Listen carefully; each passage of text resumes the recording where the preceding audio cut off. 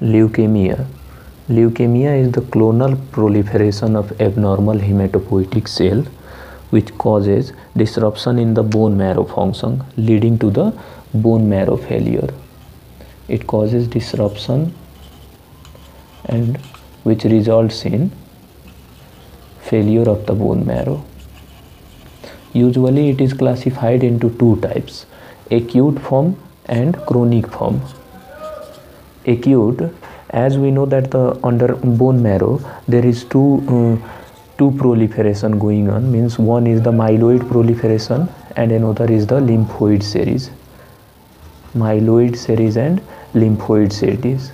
So according to this proliferation or this series, the leukemia is also further classified into myeloid series and lymphoid series, and according to the duration the leukemia can be classified as acute form and chronic form. And among acute and chronic, acute is more common and further divided into acute lymphoid series and acute myeloblastic, ALL and AML, usually said as these terms, means acute lymphoblastic leukemia and acute myeloblastic leukemia. And further the chronic can also be similarly classified into acute chronic lymphoid series or chronic myeloid series.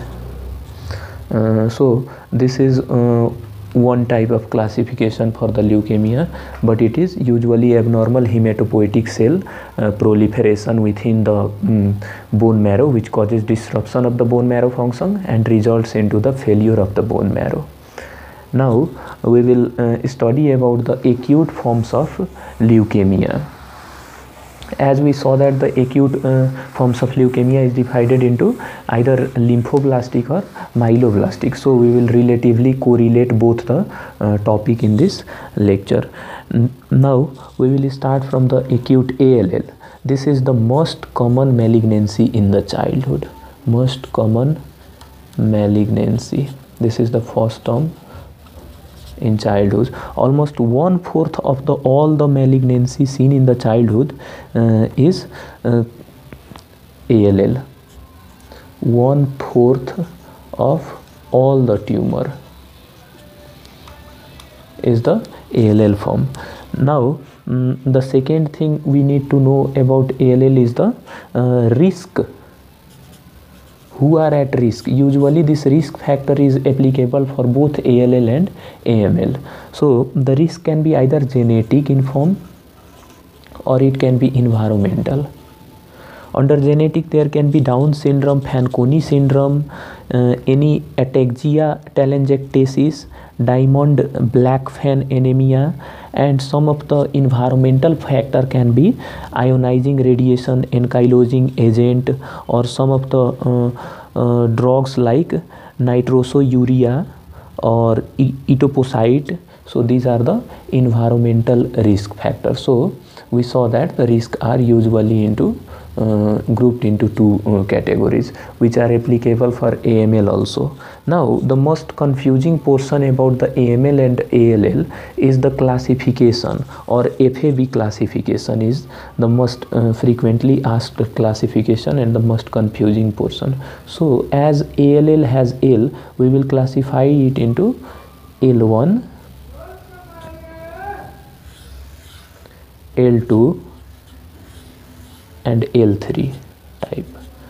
Similarly, AML is also classified accordingly into M1, M2 till M7. Okay, we will see it later. Starting from ALL, L1 is a large cell, means while doing peripheral cell examination, peripheral blood smear ka examination, we will see the size of the cell is usually small. Sorry, it was not large, it was small and homogeneous type. Homogeneous type. Whereas the L2 is large, but the size is not homogeneous, it is heterogeneous type. Heterogeneous type. And L3 has the size of the cells are large, but the variation in the size becomes homogeneous type. So the cells are becomes homogeneous in later stage, and usually the L3 has basophilic cytoplasm. Basophilic type of cytoplasm is seen in L3 type, and there is vacuolation present in the vacuole are also present in the cytoplasm of the L3. Okay, so these were the features in during classification. Relatively, we will also classify the myeloid leukemia. Acute myeloid leukemia को भी यहीं पे classify कर देते हैं. So it is also classified into M0, M1, M3, M4, M5, M6 and M7. So there are 7 classification for the subgroup in the myeloid series. So M1 is minimally differentiated. This is minimally differentiated.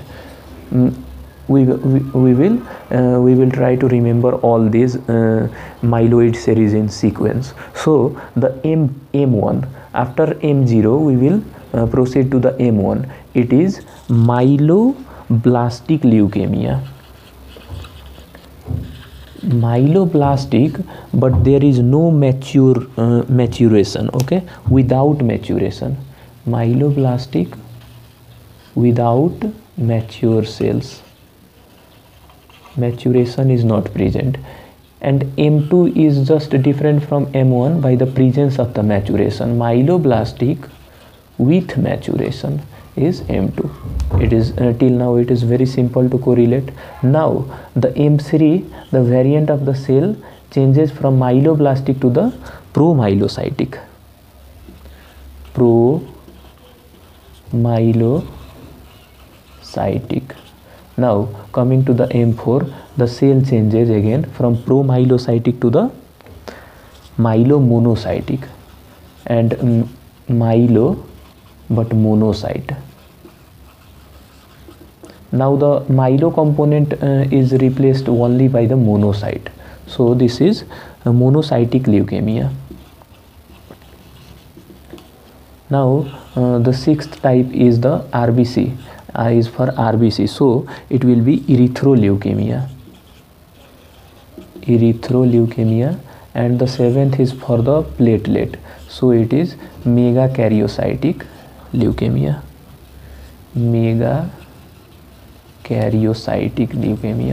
So how did we learn it? Usually the first is minimally differentiated, so we don't need to remember that, but the M1 and M2 are just myeloblastic without maturation and with maturation. Then the myeloblastic cell changed into promyelocytic, okay, and the promyelocytic again changed into myelomonocytic, and removing the myelo component, only monocytic leukemia in the M5, and then for the RBC erythrocytic, and for the platelet megakaryocytic type of leukemia. So this was the relative classification of ALL and AML. Now again we will come back to the ALL portion, okay, and this was FAB classification, means French American British classification. Further there are subtype, means according to the cell involved in the lymphoid. As we know that there are lymphocytes are divided into B lymphocyte and T lymphocyte, but one should know that the in ALL B lymphocyte, B cells and T cells, the 80 to 85% of the cells are progenitor type of B cell. Look, this B cell is also pro B cell, means premature B cell, or it can be mature type of B cell.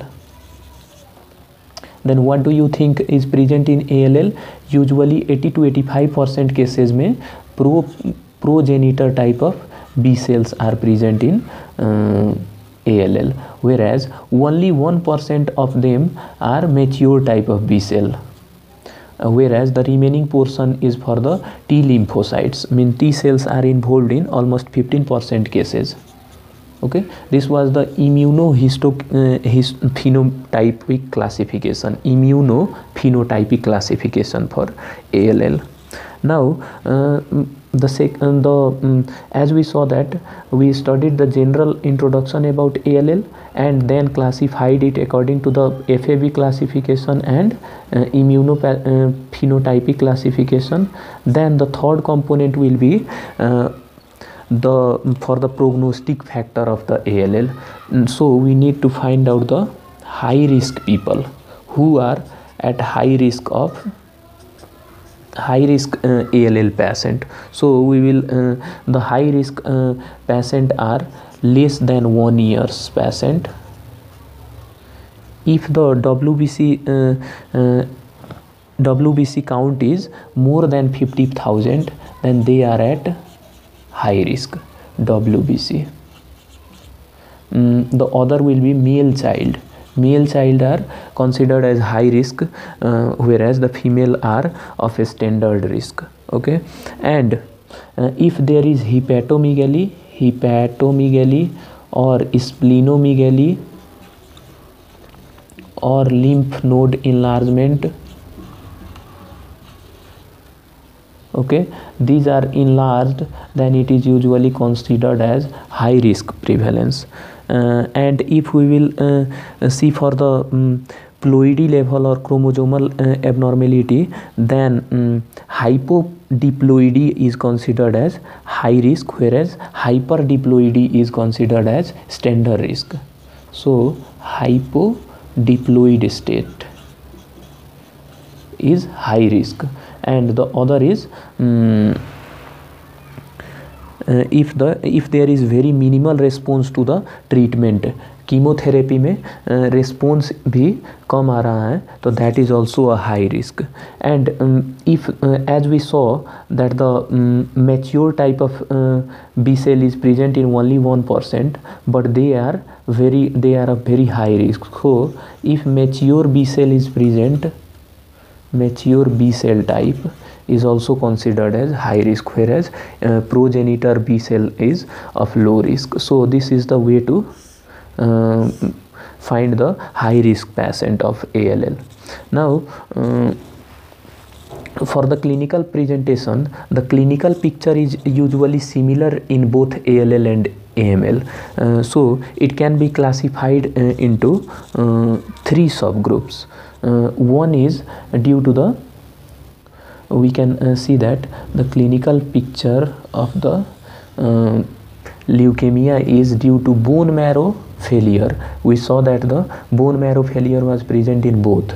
So the bone marrow failure, as a result there will be no formation of either of the blood cells, means there will be RBC depletion, WBC depletion, platelet and other factors, bone marrow.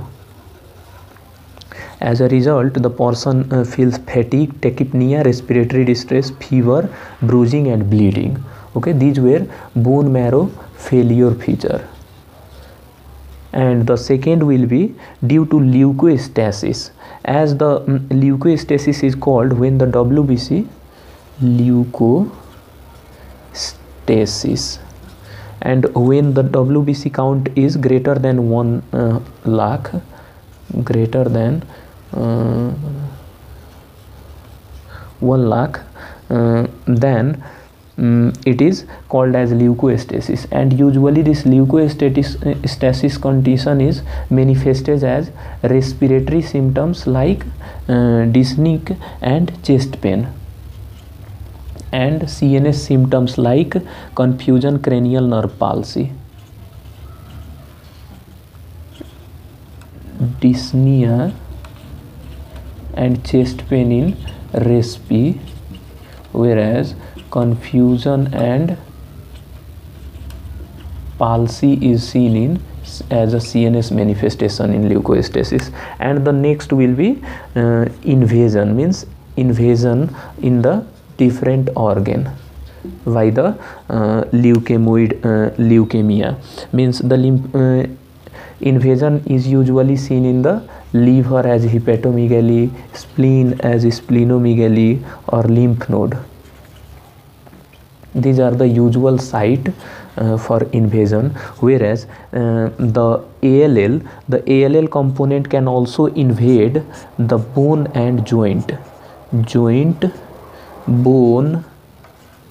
It can also invade the mediastinal lymph node, causing the tracheal compression or superior vena cava syndrome. Lymph node in the mediastinum. And the other site can be CNS, testes. Okay, these are the sites.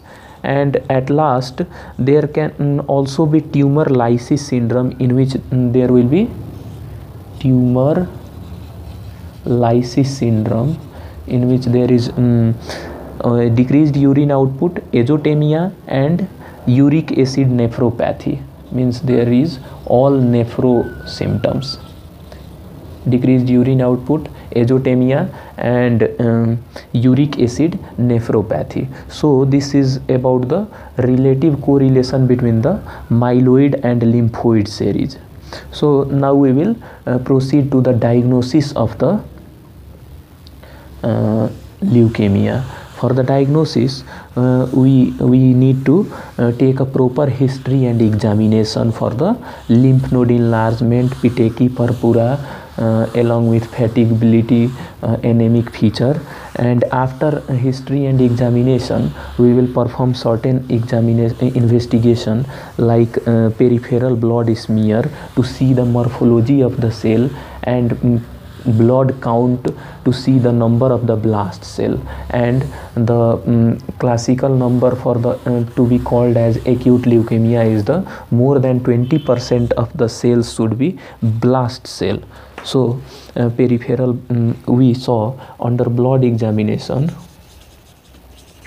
we will perform the count and see for the blast cell, and usually the blast cells should be more than 20%. And in peripheral smear, we will see the morphology of the cell, and usually to differentiate whether according to this morphology we can differentiate it into whether it is L1, L2 or L3 type. We will see here, we will see the blast cell morphology, whether it is homogeneous or heterogeneous.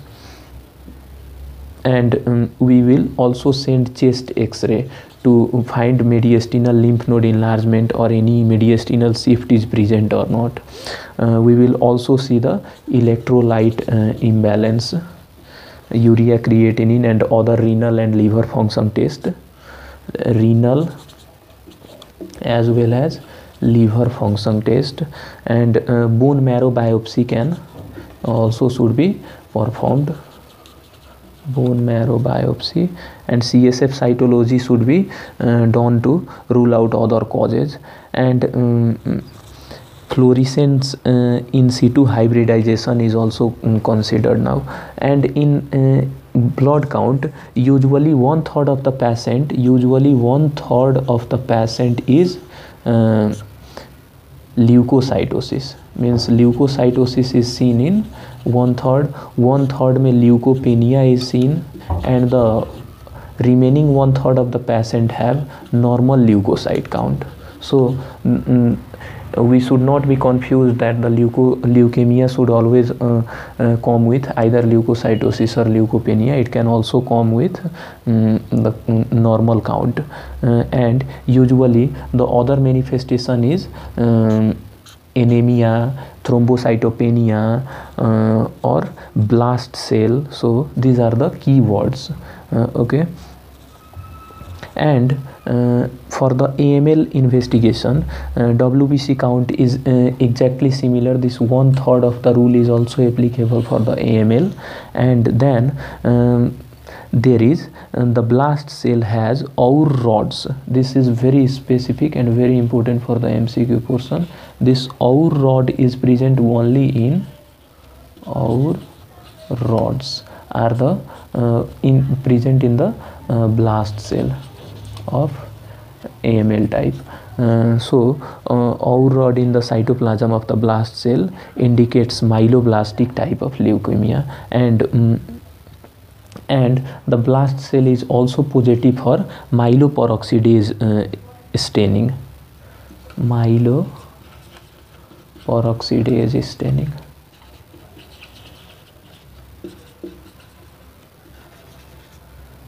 And glycophorin A is also present in blast cell. Glycophorin A. So these are the typical feature of the AML which are not present in ALL, and this is the way, and these findings are usually done in the bone marrow aspiration. Bone marrow aspiration में दिखता है. Now we will study about the treatment modality for this ALL and AML. First of all, after the diagnosis of the patient, usually we need to start the specific therapy. Okay, we will ask whether specific therapy is important or not. If there is no importance of specific therapy and the leukemia has already been metastasized, and it is not it will not be effective in the late stage, then we will give only supportive treatment. But if there is we have found it into early stage, then we will proceed with the specific therapy. And usually the specific therapy has 3 phases of treatment. Means the first is for the induction phase. Induction. Then is the consolidation.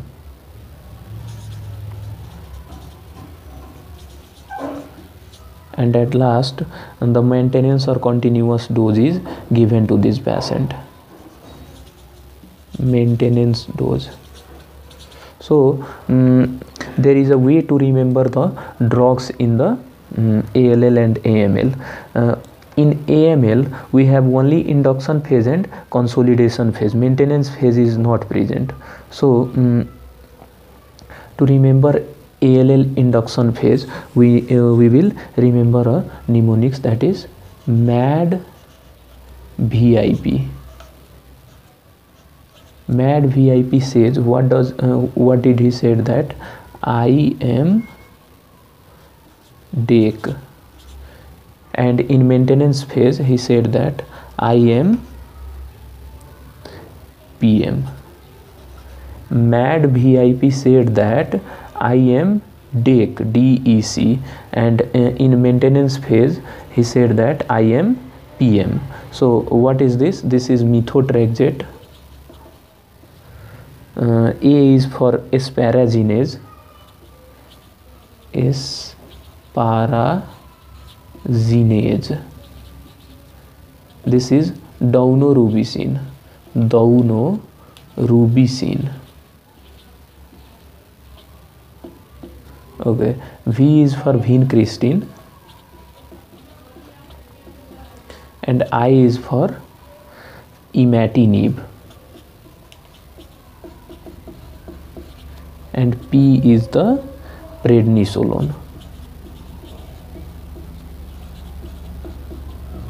So this is the induction phase, and again the same drugs are repeated in the consolidation. Means imatinib, methotrexate, daunorubicin. This is etoposide.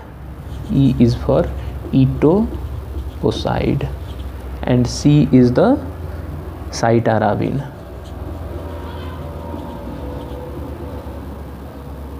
Cytarabine. Okay, and in maintenance phase, imatinib, methotrexate, prednisolone, and the another is the this actually this is methotrexate,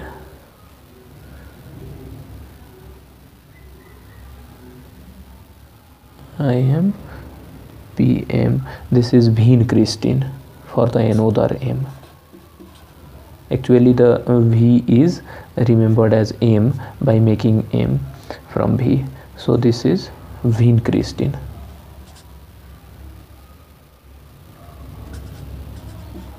Okay, this is the way. And as I said that AML has only induction and consolidation phase, so it is very easy to remember it, because only this same deck, IM deck, what did he said, and this deck is present as a induction phase, and deck, and the another is cam, deck cam, means you can also see this December में camera, or anyway whatever you feel easy. So this is daunorubicin, etoposide, cytarabine, and the another is the again the cytarabine with emsacrine. Actually this A is hard, this is emsacrine. And you should always remember that in ALL is present for the Philadelphia chromosome. Philadelphia chromosome अगर present है, then we will always prescribe this imatinib, which is very important in case of Philadelphia chromosome positive cases. So this is compulsory in cases of the Philadelphia chromosome positive patient. Imatinib is very important for ALL. So we saw that how to remember, as we saw that the therapy of the leukemia is divided into induction phase, consolidation and maintenance, whereas the maintenance is absent in myeloid series. And to remember this, I said that MAD VIP, what did he said? I am DEC and I am PM. So this is the way to remember. And for AML, DEC, DEC CAM is the mnemonics for remembering the drug. This is all about the therapy or chemotherapy for the leukemia. And the high dose chemotherapy should also be followed by donor stem cell transplant, means the next modality of treatment is stem cell transplant. Which is usually transplanted after high dose chemotherapy. Okay, and usually considered in the young patient with poor cytogenic feature or antecedent hematological disorder. So this is all about the therapy and leukemia. Thank you.